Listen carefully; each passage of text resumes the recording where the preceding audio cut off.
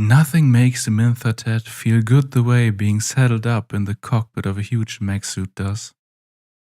At least not anymore. It used to be that she had other pleasures. Safety, comfort, comradeship.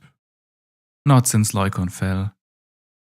The retreat from the Orestes highlands has been grueling. No time to share fire or a bed.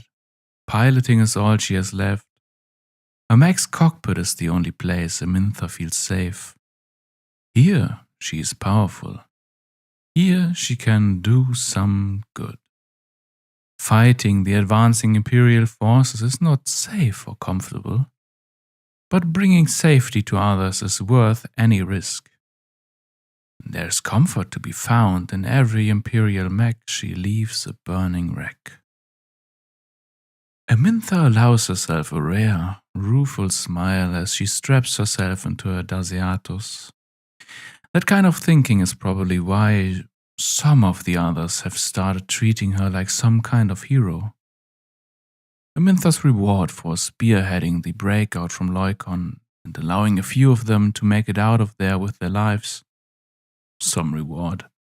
Amintha has learned the hard way not to believe in heroes. But for now, the others need to. That's why she does her best to bear it stoically when some of the rookies they've recruited along the way look at her with big, worshipful eyes, or ask her if the stories about her exploits are true. It'd be cruel to remind them that she barely has more experience than they do. What else do they have to comfort themselves with? For 3 months now, they have been fighting a running, losing battle. Each day they hide, and each night they retreat a little further under the cover of darkness, searching for another rebel group who can offer sanctuary or resistance. So far, no luck. The pursuing Imperial force snaps at their heels at every turn. Like now. As soon as the alarm sounded, Amintha was scrambling to a mech. Anything to buy the weak and wounded time to escape. She can barely see straight for lack of sleep, and she hasn't had a full belly in weeks. But what's one more fight after all that? This is Ted, Amintha calls out over the comms as she flips the overhead switches that bring her mech to life. Give me a sit rep. They're right on top of us, somebody replies. From the sounds of it, the fighting has already started. Amintha can't imagine their hastily dug fortifications are doing much good. Don't know how they slipped under our proximity scans. Some kind of jamming, I think. Something new. I can't reach our patrols. Can't get a clear picture of anything. And I think I see... Wait. Gods, is she... Abruptly, the radio cuts off. Amintha has experienced that more times than she'd care to count recently, but this is different. It's like someone else has wrestled control of the radio frequency.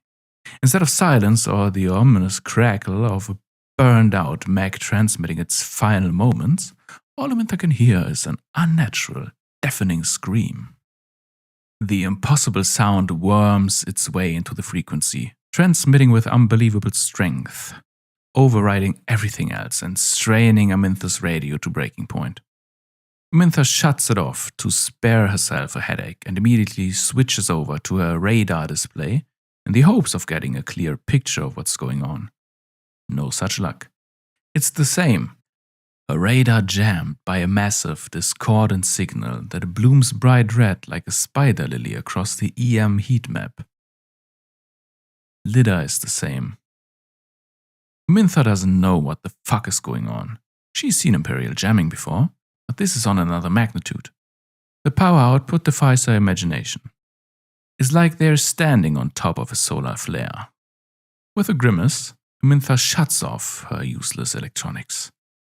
She's flying blind now, but a single glance out of a viewport shows her where she needs to go.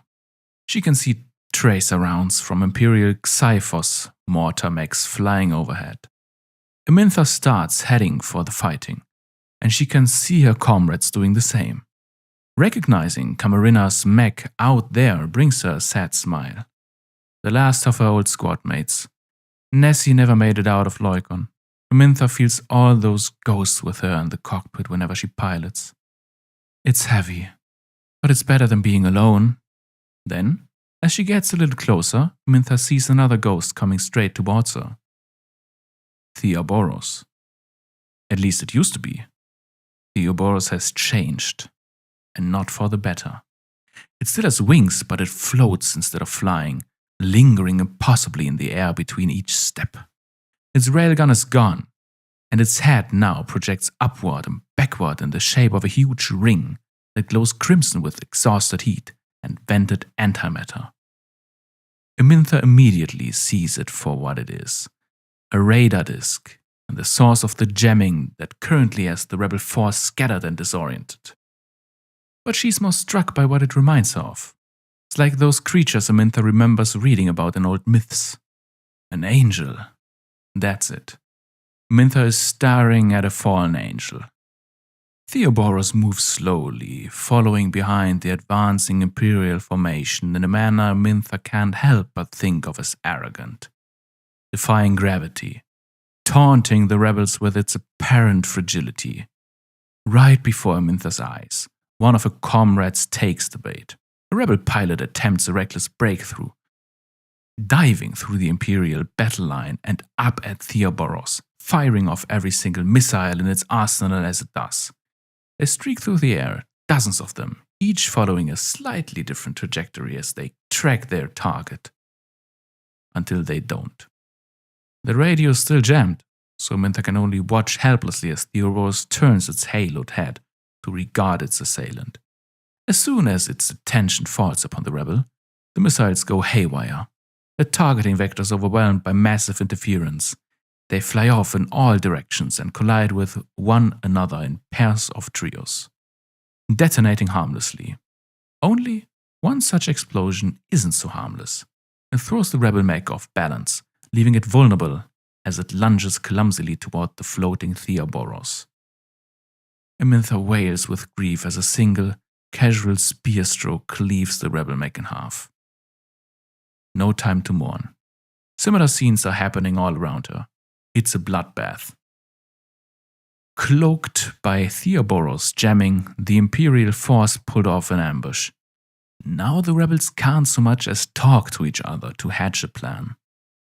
While their gambit didn't pay off, Amintha's fallen comrade had the right idea. They need to take the angel down. Instinctively, Amintha knows that Kion Monax is the one in the cockpit. There's nobody else it could be. She knows what happened that day, as Loikon fell. Everybody heard the sick, pseudo-sexual babble being blasted across every comms channel, and plenty of rebels watched from a distance, horrified, as Ansior turned traitor again and Theoboros bent the knee. What Amintha doesn't know is why. Was Kion paid off? Was she resentful of Amintha and the others? She certainly seemed that way, and Amintha knows something happened between her and Pela, even if the poor girl gives her 1,000-yard stare whenever Amintha asks about it. Or was she, perhaps, another sleeper agent in the midst? A victim of the same kind of brainwashing that was used on Sartha Thrace? Amintha shakes her head to brush away those thoughts. It doesn't matter. As she switches all the targeting over to manual and begins to pick her way through the fighting towards Theoboros, Amintha Tet reflects that the reason changes nothing about what she must do now. She learned her lesson from Sartha Thrace. There are no heroes and no redemptions. Even if it's not her fault, Amintha only has one thing left to give to Kion Monax. The same thing the ghosts set aside demand of all the Empire's dogs. A good death.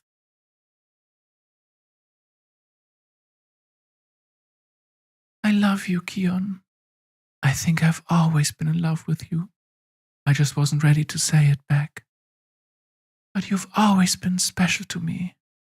There's never been anybody in my life like you, Ki. Sartha Thrace speaks, and all the stars in the cosmos sing with her. Kion sees them now, floating at the hero's back, her own personal aurora. Countless pinpricks of starlight, each twinkling in time with Sartha's words. An irresistible harmony, a love song from the stars themselves. Kion ignores it. She counts the beats of her own heart as it pounds in her ears. It's so very fast. That's no surprise, although it is a shame. There's so much weakness Kion has yet to shed.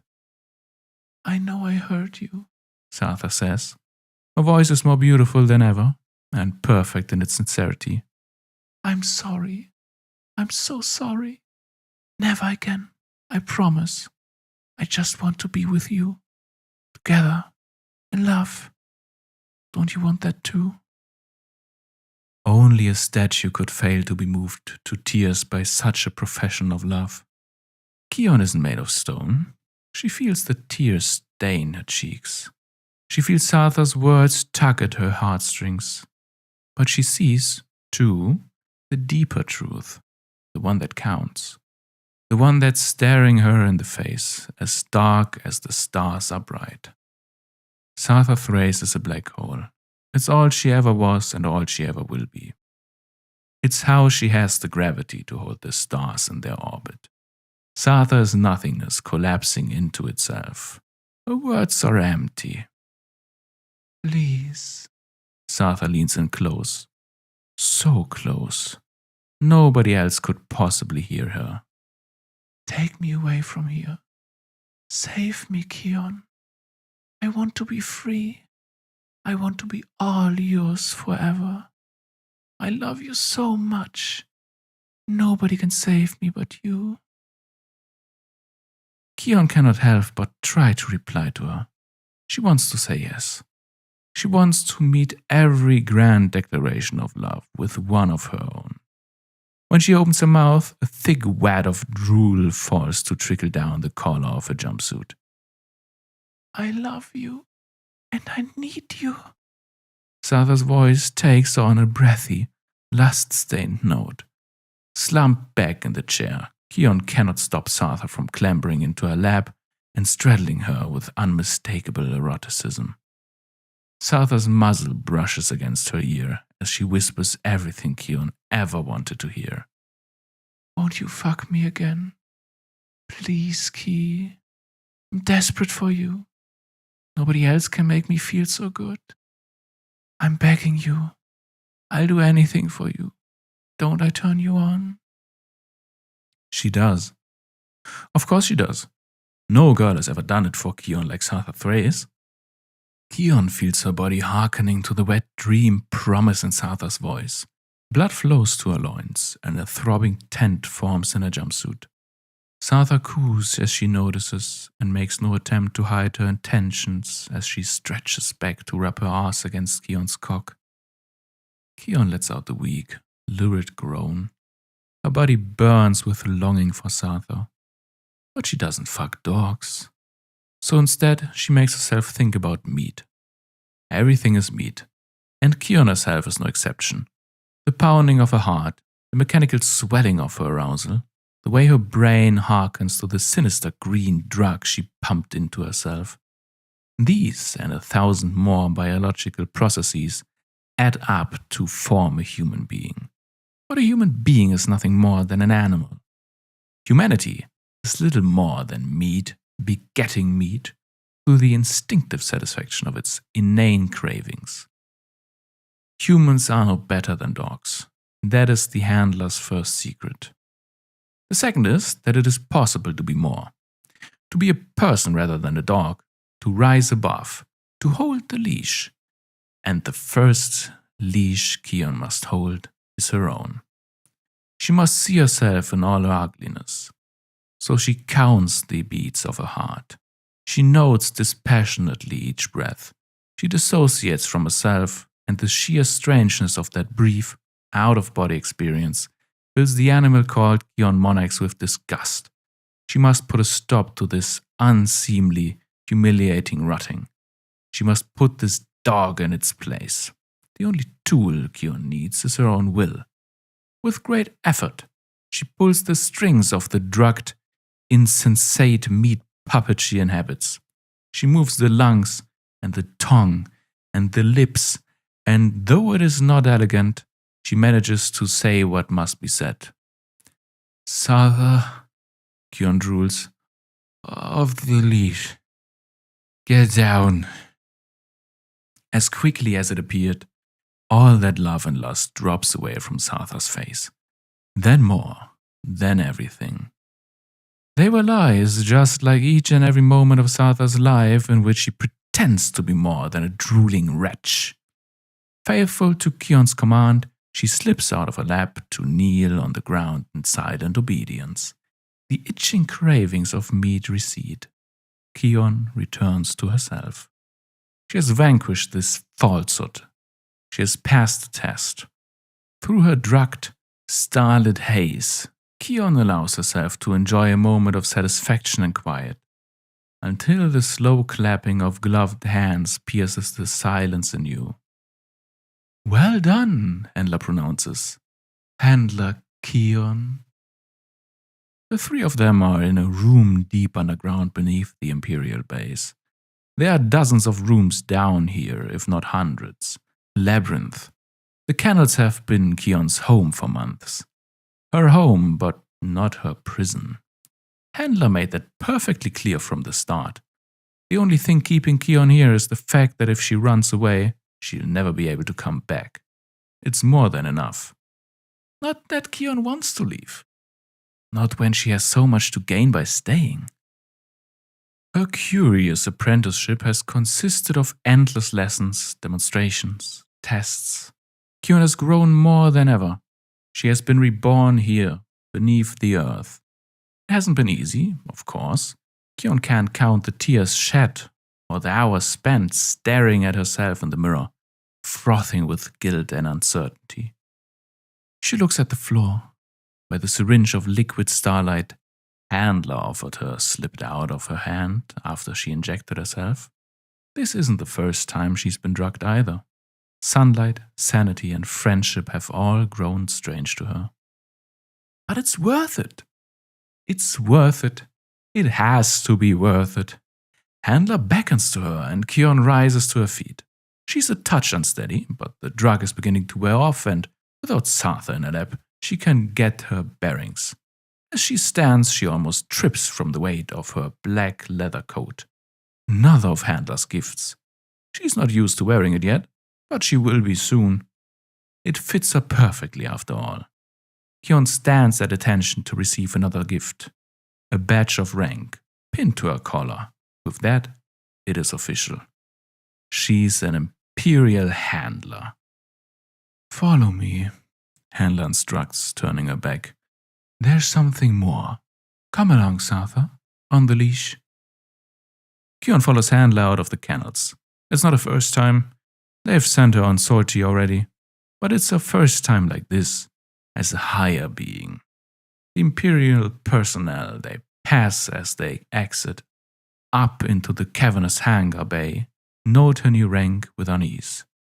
Despite the mutinous resentment in their eyes, each one defers to protocol, standing stiff and offering Kion a perfect Imperial salute. It's funny. The Imperial penchant for saluting and sirring is something she always used to laugh at. It seemed so pointless. Now Kion knows better. Now she understands that each of the soldiers saluting her is, at heart, no better than a rabid dog. Kion still hears barking all the time. It reminds her, human beings cannot be permitted to run free across the surface of a precious earth. They must all be leashed. Pretensions like rank and uniform are adequate enough for those born into domestication. Isn't Kion herself the perfect proof of her new ideology? When she was off the leash, so to speak, what did she make of her coveted freedom? Nothing. Less than nothing. She ruined herself and Sartha both. Unforgivable. Now she gives thanks for the collar on her neck, and she'll expect it for each collar she places on others. Now she works for the betterment of all mankind. There's no sense dwelling on her past sins, is there? It was only human nature. Handler leads Kion and Sartha upward until the three of them reach the large suspended walkway that passes through the hangar at cockpit height. As they pass through the forest of faceless, identical Dorus, Kion can't help but spare a moment to admire her own mech, marked out from the pack in vibrant red. She started to come around on the Imperial refit that Handler insisted on. A handler who is a pilot is, it seems, unusual. Her ability to oversee hounds directly whilst in combat is valuable. So valuable, handlers firmly discourage the kind of suicidal acrobatics Kion has become known for. Her baby girl has been overhauled accordingly. Less flight time, no more huge railgun that redlines the reactor with every shot. Kion misses it a bit, but the new electronic warfare suit has done much to make it up to her. The antimatter reactor's power output allows for an awful lot of awfully high-spec equipment to be crammed into the strange disc that now forms the mech's head. It's the same kind of tech Janitor was using that fateful day, but infinitely more refined. Kind of boring to be relegated to back of the battlefield command and control duty, but Kion quickly found ways to pull off some fun, sadistic little tricks with targeted jamming and brute force hacking. After a few missions, she loves her rebuilt beauty more than ever. She's taken to calling it the Theoboros Archon. They walk on. Exiting the hangar bay, they head for the holding cells. The military ones, used for captured rebels of all stripes. The kennels are only for the select few who win Handler's attention.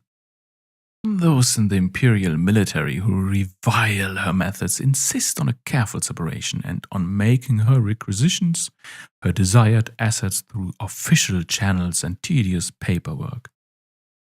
Handler turns to Kion as they reach one of the featureless rooms used for proceeding fresh catches. Wait here. I will finalize the transfer agreements. Yes, sir. Kion salutes and watches as Handler sweeps out of the room, leaving her alone with Sartha. In months of Imperial custody, Handler has been careful not to leave Kion and Sartha alone together. Always one of her people in the room, always watching, but not now. Kion's struck by the preciousness of the moment. Who knows when it might come again? Kion has to use it well. She has to ask. Sartha, she begins haltingly. Sir? It feels strange to hear Sartha calling her that. Feels kind of awful, actually. But there's no helping it. Kion is a handler, even if she'll never be her handler. Those things you said back there, Kion ventures. You didn't mean them, did you? Sartha just looks at her, eyes as wide and guileless as any puppy's. I'm not sure what you mean, sir. Kion shivers. Sartha is often like this now that she's back at Handler's side. She lives inside a shrinking dream of herself, conscious of little more than the task given to her and the praise waiting for her. Gods know how many hours she spent in a state of complete, blissful dissociation between missions. It is impossible to tell whether she remembers what happened mere minutes ago. But Kion needs to be certain. You told me you loved me, Kion reminds her. You told me you wanted me. Is that true? I did? Sartha's foggy eyes widen for a moment. She's drooling a little behind her muzzle. I'm sorry, sir. Never mind apologies, Kion replies quickly. Who knows how long they have? I just need to know if you meant it. You begged me to save you. You asked me to take you away. Is that what you want? Something within Sartha stiffens. Some instinct, driven deep into her skull by merciless conditioning. I would never want to be separated from her. It's a conditioned response. Kion can tell. She needs to pry deeper. But if it was me, if you could have me instead, would you want? Kion cuts herself off. She hangs her head. Not this again. She's setting herself up for the exact same fall. Never mind. She just told you to say those things, didn't she? Did she? Sartha echoes numbly. She knows nothing. She is nothing. Yes, Keon decides, hardening her heart once more. It was a test after all. She fed you a script. That's all it was. Something passes over Sartha's face for the briefest of moments. A pang of recognition. A moment of grieving. It looks like she wants to say something, perhaps even reach out, perhaps even shed a tear. The moment passes. It's like it never happened. Keon decides it didn't. The starlight drug is still wearing off. That settles it. No regrets. Something else presses on her, though. Something else that demands to be said in this precious moment. I'm sorry, Keon blurts out. She finds herself shaking as the words leak from her in an unbridled rush. I'm sorry for everything, for how I treated you, for what I did to you. I brought us here. I sealed both of our fates. I snuffed out every last hope that you could heal, or that the two of us could truly be together. I deserve to die. I deserve to be hung upside down and put on display as an example of what's coming to every single idiot, traitor, failure, collaborator who can't look past the end of their own dick or their own overbearing need to be loved by. No. Keon cannot allow herself to think these things. Not now, not ever. If she does, and if they're right, she'd fall apart all over again. Keon does not have the strength for that, which means they have to be wrong and she should not think them. It's as neat and tidy as that. It really is embarrassing that such falsehood threaten to make her voice tremble and her eyes well up with tears. Wouldn't do for a handler to see her like this. That could jeopardize all the rewards Keon has won as her apprentice. As hollow and bitter as they seem, in the strange mood that has suddenly claimed her. So, Keon tells herself, reach for your mask. You know the one you always put on after you've done something wrong. Wear it properly. Wear it with pride. Wear it until there's nothing left behind. Keon draws herself upright. She lets her emotions drain away and her face slump into a bastard's grin. Handler has shown her how. All is right with the world. I'm so sorry, Sartha. Keon begins again. A familiar, cocksure facade comes to her so naturally it barely feels like she's pretending. Forever trying to treat you like a person. Stupid of me, really. Just look at you. But don't worry, puppy. I won't ever make that mistake again. That's a promise. You're exactly where you belong. A sardonic smile widens until her face aches. Duh. Trapped in a waking dream, Sartha does not truly understand. All the same, she welcomes the abuse. Her empty eyes fog over with bliss, and her muzzled face relaxes into an expression that speaks of nothing at all. Yes, they are both exactly where they belong. The door opens. She's ready, Handler says as she returns. Follow me, Keon. Sartha, wait here. Keon follows her, leaving Sartha behind. Beyond lies a long corridor lined with cells, each marked by a large, heavy-duty security door with a number stamped into it. The corridor goes on a long way. Keon wonders how many cells are filled. She wonders if any of them are filled with faces she'd recognize. Then she decides to stop wondering. She's getting better and better at that. I think you're ready for one of your own, Handler tells her as they walk. Do with her as you see fit. I have confidence in your instincts. Not Sartha, then. Keon tries to keep the hope out of her voice. Not Sartha. From behind her, Keon can see Handler's thin smile. But you're welcome to visit my hound as often as you require. So that's Keon's leash. No sense pretending it won't work. I was pleased we could recover this specimen from your deployment earlier, Handler continues. Gather you have some history with her? It can be either an asset or a hindrance. Make it an asset. Exploit her familiarity and her passion. Remember your lessons. Yes, sir. Keon remembers it all. Ego totems, psychographic profiles, pharmaceutical textbooks and photoneuroablative techniques. Even strange theories about the falsehood of souls, things she cannot unlearn, it's all part of her now. Here, they reach cell 49, where an Imperial soldier is waiting for them. She salutes, then unlocks the door. It opens with a loud metallic clunk. Savor it, Sandler's last piece of advice. There is nothing quite like your first. Kion heeds her words well as she steps across the threshold and recognizes the person inside. She doesn't feel guilty. She refuses to let herself feel even the slightest shred of guilt. She's wearing her mask. The smug mask, the cruel mask, the cold mask. The mask she'll wear until it's the only face she has. The woman in the cell recognizes her too, even though she can barely raise her head to see her. She's on her knees, straight-jacketed and bound in a painful, bent-over pose by a set of 8 taut straps that attach to anchor points on the walls, leaving the rebel unable to move even an inch. She's wearing a muzzle, not the light, mostly symbolic kind Sartha wears, but a thick, sturdy, heavy-duty cage, painted black and marked with hazard symbols identifying her as a dangerous militant. She remains silent as Kion enters, but the eyes that glare up at Kion from beneath the rebel's messy, bloodied hair scream pure hatred.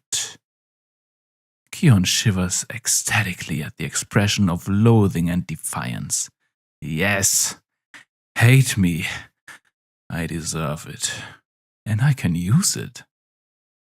Kion reaches into one of the pockets of her black coat and produces a small vial. This is not the Starlight drug, the sodium isoceratin, as she now knows it, but merely something to begin softening the mind. Kion reaches down through the muzzle's bars from above to pinch the rebel's nose and retch her head upward. When she opens her mouth to breathe, Kion pours the vial's contents out onto her tongue. The rebel does her best to cough it up, of course, but some of it trickles down her throat all the same. Kion giggles a little at the violent look on her face and the dumb, guttural animal sounds she makes as she chokes. She'd almost forgotten how fun this could be. A petty pleasure? Certainly, but if she'll never be her best self, why not be her worst? Isn't that a kind of victory? Isn't that the only kind of victory? Hey, radio girl, Kion calls out, sing-song, to a Minthatet, to the woman she's going to ruin. Guess I'm finally getting you that drink after all, huh?